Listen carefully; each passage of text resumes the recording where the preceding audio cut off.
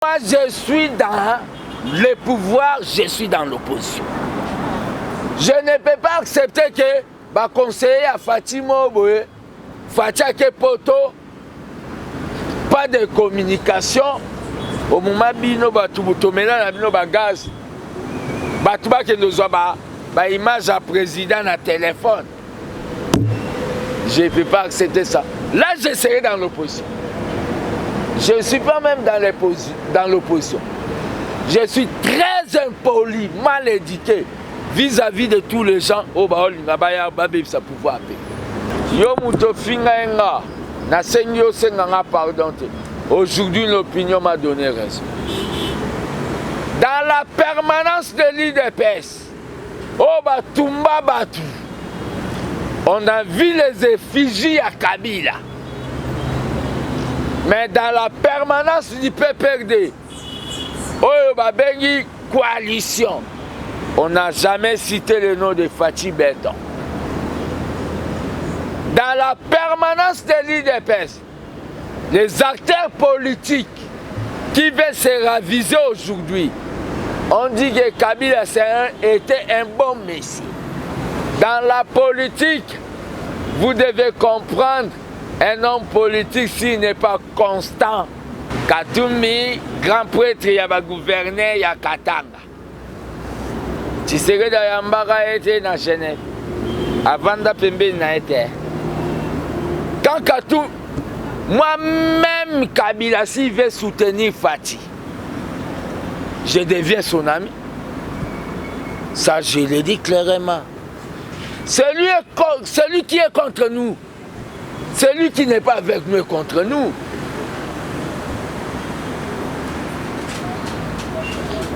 Si Kabila déclare qu'aujourd'hui, je vais soutenir Fatih, vous me verrez à Kingakati. Tout d'abord, je dongo mamoli. Et belé balo barabasa bana Tatiana. Ngana sala réunion na Kibasa Maliba. Na âge à 16 ans. Et belé bazo réunir. Ngana sala na vera na yebi sape mwana na ye. Pour contrecarrer la communauté européenne, il va soutenir Mobutu. Voilà premier point. Vous verrez l'IDPS et l'éthique à Moko. Puis l'IDPS a primature, il y a la Tiba, il va continuer politique. Vous voyez la Maramba Banda Kuna et pour politique, ils a passé.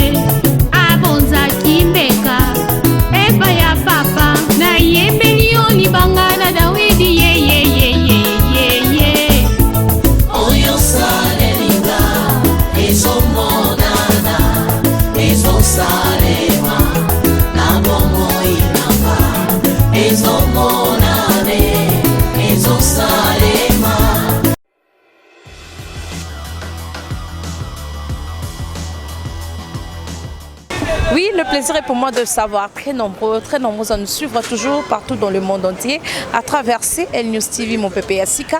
Merci à toi, Christelle Larose, Mamouli Reine de la presse, et encore un grand merci à Papi Nzola Messo, un grand merci à Rukar Miss le mignon garçon.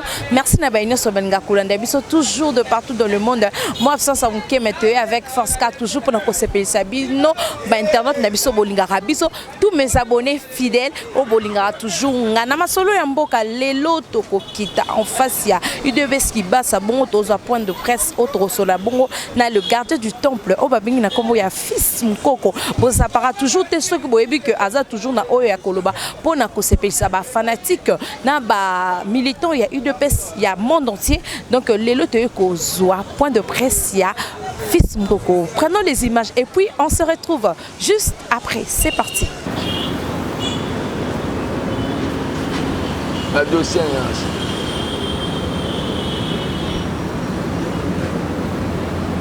L'armée des bâtisseurs tissérénistes, c'est la réserve de la démocratie. J'ai des dossiers des entreprises publiques où il y a des mafias, dans des SONAS, ONATRA, FPI, où les fonctionnaires sont torturés. Dans quelques jours, je vais tenir un point de presse pour dire qu'on sera avec eux dans la justice. Surtout les FPI. J'ai tous les dossiers. Tout. Comment ils sont en train de financer même des maisons de Kabila à Kalemi? Comment ils sont en train de faire ce qu'on appelle les détournements? Le peuple qui m'attend, là où vous êtes, envoyez-moi les dossiers parce que vous m'avez déjà déclaré ce qu'on appelle les gardiens du temple de la démocratie. Achada qui a tenu des propos, il doit comprendre que les partis où il y a Salaka et Sanjate, Bangonde Nanzala Balongwa parti. Bisotoza parmi Batuo qui serait la Tika parti. Les Bachadari Bazala Bazwara Bukonzite. Bisono Tomema Fatina Bukonzite. Il y a eu Birindwa, il y a eu Dr Pongo, il y a eu Mutanda, il y a eu Massamba. C'est nous avec les Kaboun de Mema pouvoir. Et un secrétaire chargé de la mobilisation, c'est un général chargé de déploiement. Dans une fonction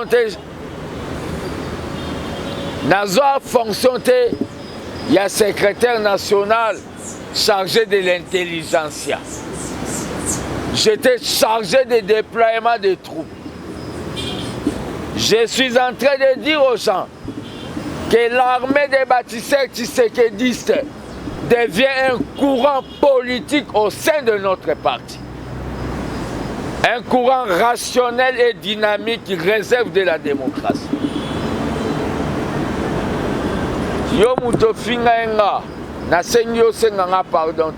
Aujourd'hui, l'opinion m'a donné raison. Dans la permanence de l'IDPS, on a vu les effigies à Kabila. Mais dans la permanence du PPRD, coalition, on n'a jamais cité le nom de Fatih Benton. Dans la permanence de l'IDPS, les acteurs politiques qui veulent se raviser aujourd'hui, on dit que Kabila était un bon messie. Dans la politique, vous devez comprendre, un homme politique, s'il n'est pas constant, c'est qu'il est faible politiquement, un bébé politique. J'avais dit que je ne vais pas travailler, malgré ma passion sur Nazanango.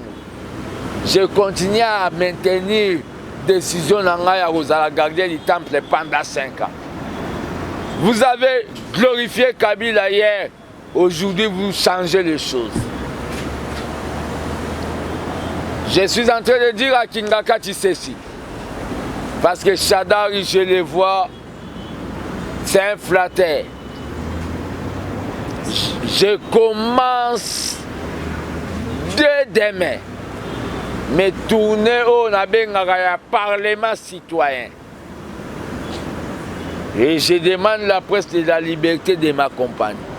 C'est 6 heures jusqu'à 19 heures. Pour mobiliser le peuple. Si le peuple ose, nous allons bouter Kabila dehors de ce pays. En précipitation, peut-être il va oublier sa fille et son fils.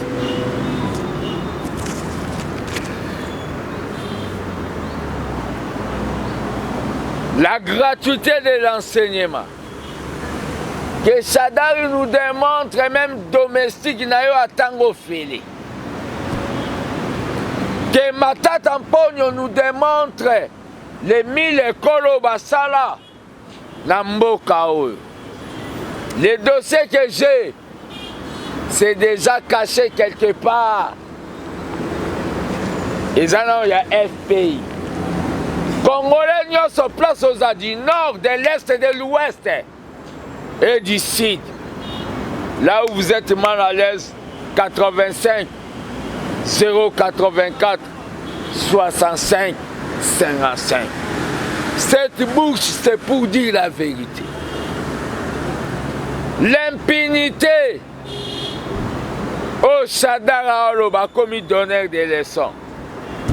Quand je vois un Chadar qui était à l'île des Pères à Kokan Zalate, à PPRD,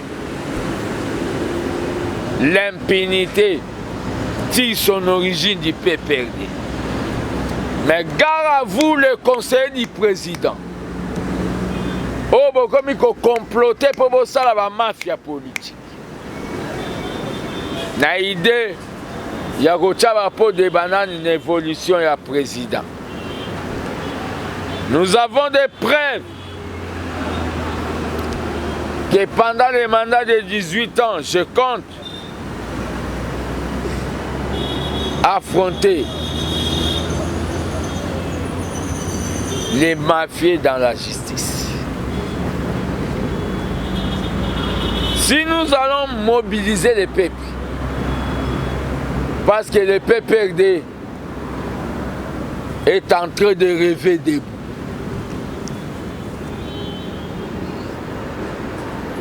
Saoul n'était pas là, mais il y a eu des gens qui croyaient que Saoul était président. La minute est à Fatih Beton. Combattant Beton m'a beaucoup aussi.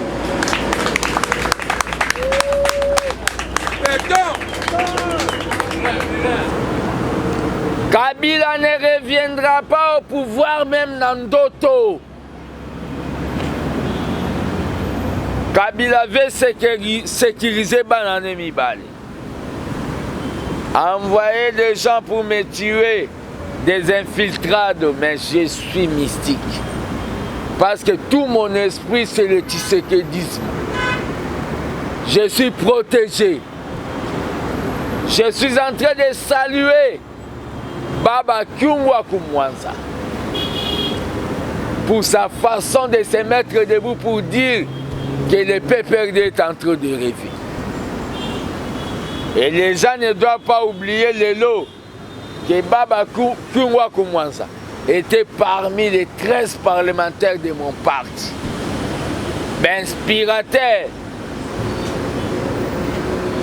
Azobenga pe na katanga na roya otala. Dans 2 semaines. Je déclare aujourd'hui, bienvenue à Kinshasa à Moïse Katumbi. Parce qu'il a compris que Fatih est président, fini des distractions de la Mouka. Bobette la Moïse Mabo. Nous serons à l'aéroport, nous l'armée des bâtisseurs tshisekedistes, pour accueillir un enfant qui a compris, pour accueillir un musée, un baba qui a compris qu'on doit faire une opposition républicaine, pas une opposition tribaliste. Nous avons des preuves que le FPI avait financé la campagne de Fayoum.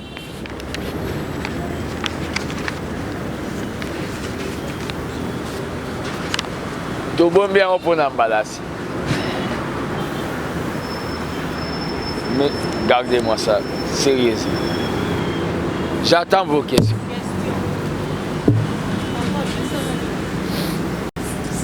C'est Tshisekedi et son ami qui va s'en Baswanak. Mais mariage à Bana Bangomi Balé, à moi Sina Mobale, Koufarate. Et Fatih, quand il est venu, il a vu son frère Hakim. Il a dit on doit réunir le parti. Mais il y a quelques troubadours à l'IDPS. Au Bablokaka, unité à parti. Moi, tant que Tshisekedi a un Nouveau Testament, c'est lui qui comprend les idées du président. J'ai dit Nako Bando, ça la baronne pas qui bat ça. Peut-être qu'il faut accélérer le processus. Il y a unicité à des UDPS. Et Bele Balo Barabasa Bana, Tatiana. Nana Sala Réunion na Kibasa Maliba. Na âge à 16 ans. Et Bele Bazo Réunion. Nana Sala. Na Vera. Na Yebi Sape Mwana Nae. Photo contrecarré communauté européenne, il va soutenir Mobutu.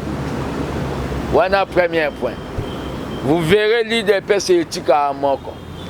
Puis l'IDPS a primature, il y a Batiba, la Tiba, il va continuer politique. Vous voyez là, la Maramba Banda, qu'on a pour politique, ils a passé. Deuxième question, na quota permanence, c'est ça.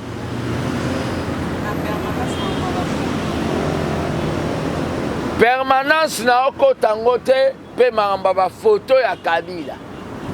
Na kuta photo ya Kabila na Fati. Na permanence.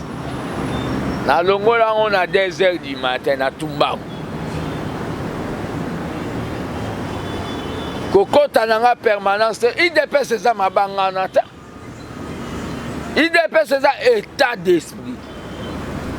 Nakendaki matadi batu basanta ki antisérédiste. Batu ba pe sanga mbongo na nzela. Mais là tamai $100. C'est ça les antisérédistes. Soki bomona batu bakota permanence ba leader. Baba leader à Lupangu. Ngana international. Tatiana na oloba na yo mukolo obima mboko yo na kata Paris. So bache Bataclan ba otyango $30 batu ba futa po bayoka.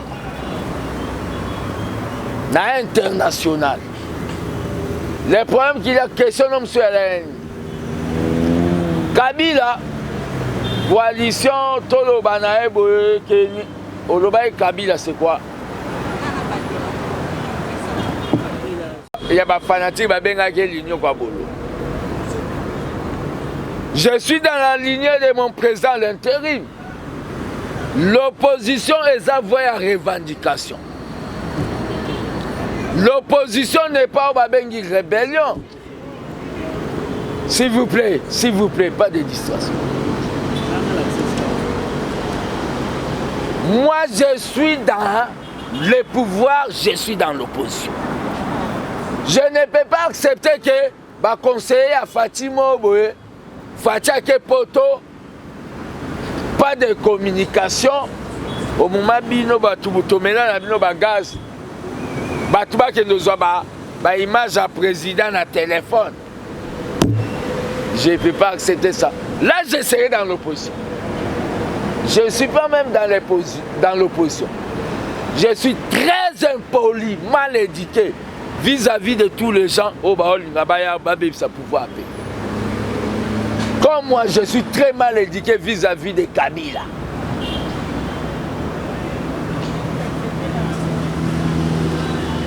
Aujourd'hui, vous acceptez la coalition. La coalition, là, je dis, c'est mon opinion. Et je dis, je ne changerai pas parce que je me déclare aujourd'hui et les gens le confirment, tu sais que le Nouveau Testament. Coalition, on a pour le président ne sera pas président, il était élu par coalition. Il était élu par suffrage universel. La coalition, c'est une composition. On a vu la coalition de PCT et IPADES à Brazzaville, Sassou et Lissouba. Quand les gens vont dérouter, cette coalition, c'est rien. Le président ne doit pas avoir les gens au bazo kanisa, je vous dis, Bibi Kapinga, retenez la date d'aujourd'hui. Coalition est au Koufa. J'ai une puissance qui vient des mausolées de Nsele. Et Koufa Namboko. Et c'est le jour qu'on va arrêter Kabila. Comme ces gens veulent nous traiter un parti milice. Ils ont tenté de jeter les armes à la permanence. Ils nous ont vu avec les armes. Nous avons combattu le régime kabiliste à main nue. Ils ont tué les combattants. Aujourd'hui, un certain monsieur comme Kshadal, un monsieur aux abois, va répondre. Je réponds, mais demain, ils verront maintenant, ça ne sera pas des points de presse. Démarrage, mobilisation populaire. Bake baba oksala ke Kabila ki mabosa na lokola sapatu na mboko. Sénateur à vie. À vie, aux a condamné. C'est que vous avez cité. Les basala en obiso to zala na makamna ba. Nzamba makambo minene a verrouilla ba. Bake ko vanda ba pemi ba meli a gene ba ego luba o ndenge sa boye. Kabila sa rentrée politique. Baba Koungou Kanda Lobakia. Rentrée politique pour aller au CPI. Wana point. Coalition. Otuni Mambouya. Katumbi. Tshisekedi ayambaka Katumbi na Genvalte. Maga banda te kairanyo. Ebonga nzeta mubesu. Ya okauka. Les pères. Katumbi, grand prêtre ya gouverneur ya Katanga. Tshisekedi ayambaka ete na Genève. Avanda pembe na ete. Quand Katumbi, moi-même Kabila si veut soutenir Fati. Je deviens son ami. Ça, je l'ai dit clairement. Celui qui est contre nous, celui qui n'est pas avec nous est contre nous.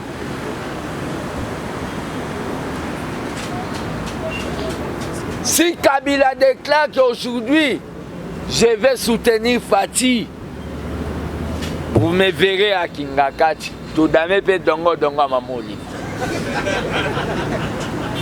Mais le problème qu'il a, c'est quoi? Katumbi est en train de sensibiliser les gens de ne pas rêver comme les autres là qui sont en train de rêver. Nous avons des preuves qu'on est en train de démontrer. L'armée des bâtisseurs devient au babé qui frappe. Peut-être vous croyez qu'on est en train d'intimider les gens. Hein? Ça, c'est FPI. Les agents sont venus voir le gardien du temple.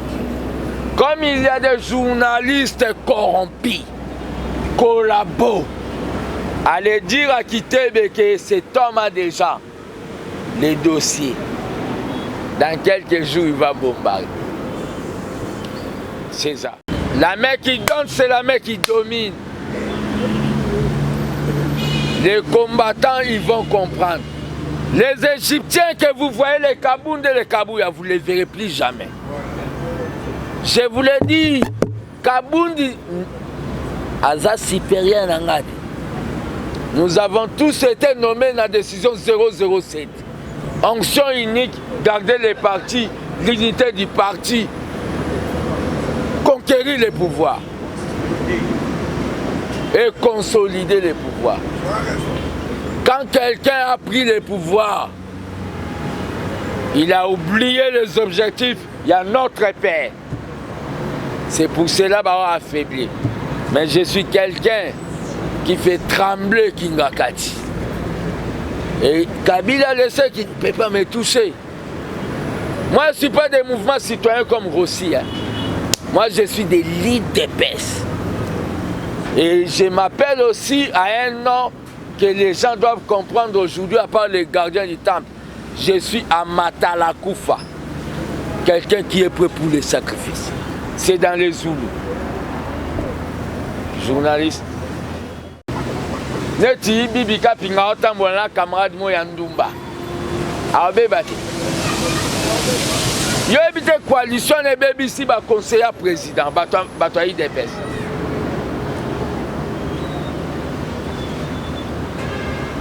En politique, il y a ce qu'on appelle des décisions impopulaires. Moi, j'avais proposé que le président travaille avec les secrétaires généraux. À Boma Parlement. Ils ne m'ont pas compris. Mais l'État a permis de comprendre. La coalition là, c'est le mal du peuple congolais. Mokengeli, dans des 300 millions et quelques, on fait la partie de 1 million et quelques. Nous avons tous les preuves.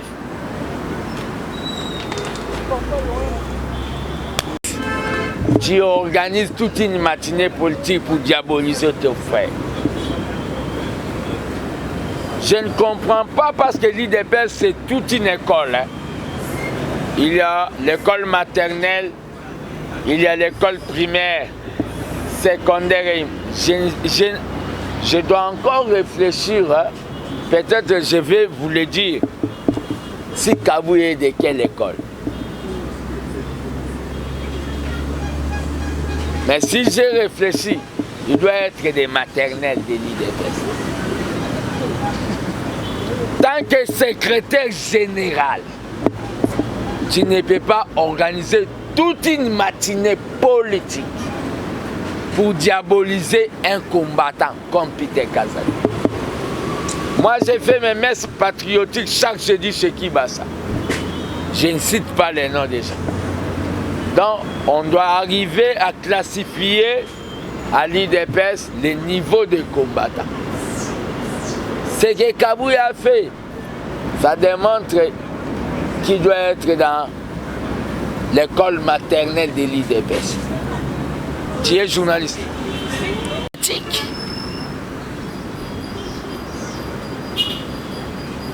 Toi, tu crois que tu peux faire un combat avec les forces du progrès, même si je dois vous dire parce que Bozan a l'expérience exiltée.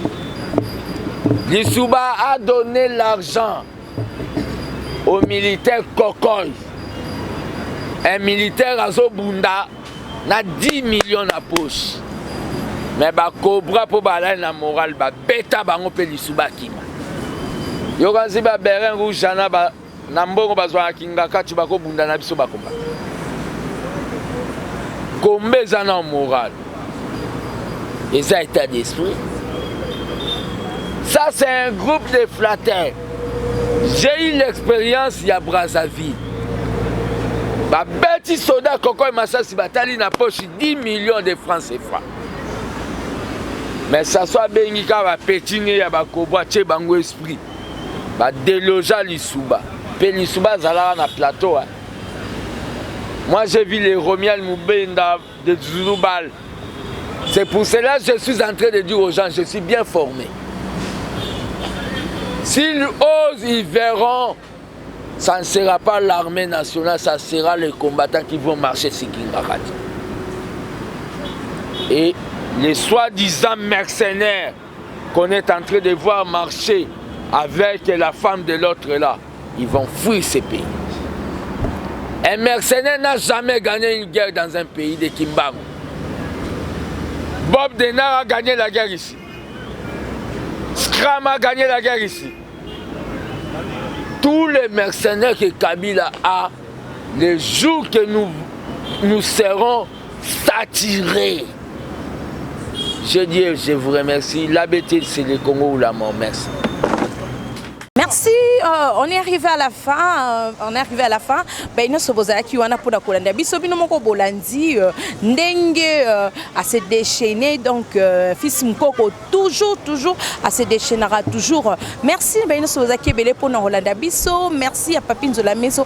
Merci à Rokam Monsieur Mignon Garçon. Merci à notre caméraman Oza ma caméra pour notre perception à image. Je connais Lelo. Vous êtes toujours fidèles sur CL News TV. Vous ne serez pas dessus. Boya et belé. On se retrouve à la prochaine. Yaya soki bato ya mokili bazako binela bango bazako kumisa bango yango nga na poni na yembeli mokeli na ngai ye oya sala ya minene na bomoi na nga tikisanga mabe ashanja bomoi na nga lolenge ya kozala nga sae abongola bomoi na nga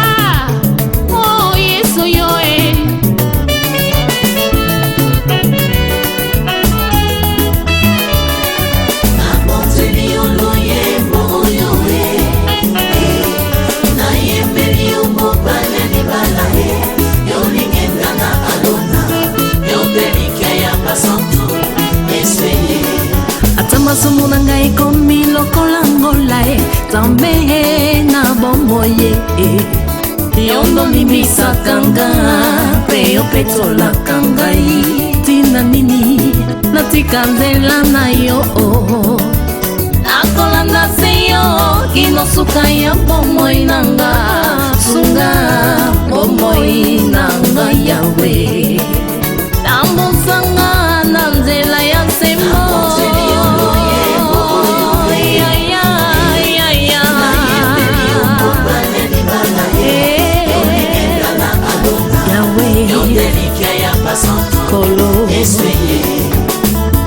Yona papa bozali moko Salete yona ngai tokoma moko Nazala mukanda yokoma makomi Na luyembo nanga bato basuwa bomo Nga biloko yonde mungwa yopesanga saveur Yo si anga rivière papa inondinga Daikoni yo moto papa pelisanga Ozamba ineve na pusa papa sulajenga Mwana mpate Alléluia nzambe na fomo Kembo nanga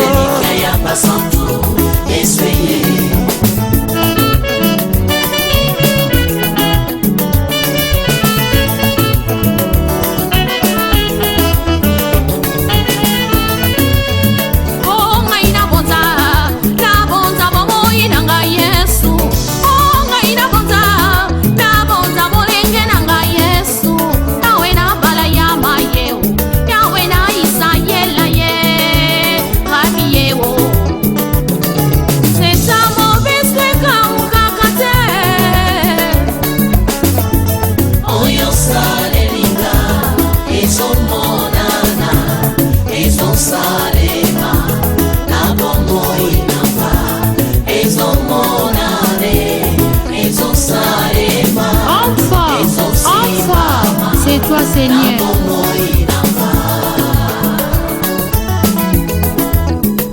Ngaina ye kotombola kiti ya bokonzi ye Ngaina ye kotombola trone na lola ye Rabi ye lipasa na nkembo